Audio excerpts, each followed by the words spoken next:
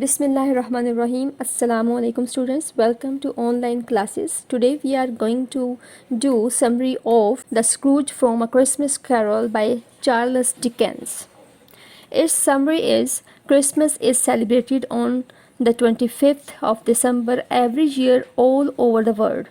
It is celebrated in the memory of the birth of Christ. On this day, every Christian feels himself happy. One person was not happy at Christmas. His name was Scrooge. He was a miser. He was sitting in his office sadly.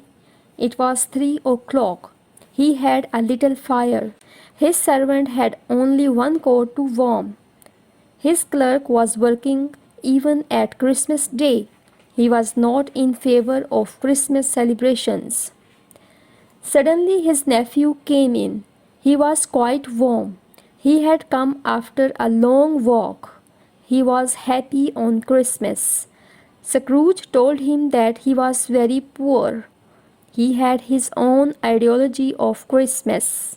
His nephew told him that Christmas never gave him material benefit.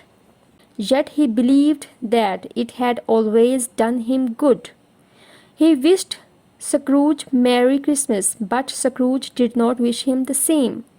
He simply said, "Good afternoon." His nephew invited him at dinner. Scrooge did not accept it. When he was returning from his uncle's office, he wished a Merry Christmas to his uncle's clerk, who wished him the same. He was poor like his nephew, but happy like him. Scrooge thought that how could his clerk happy whose pay was only 15 shillings a week? He thought perhaps the world was full of mad people.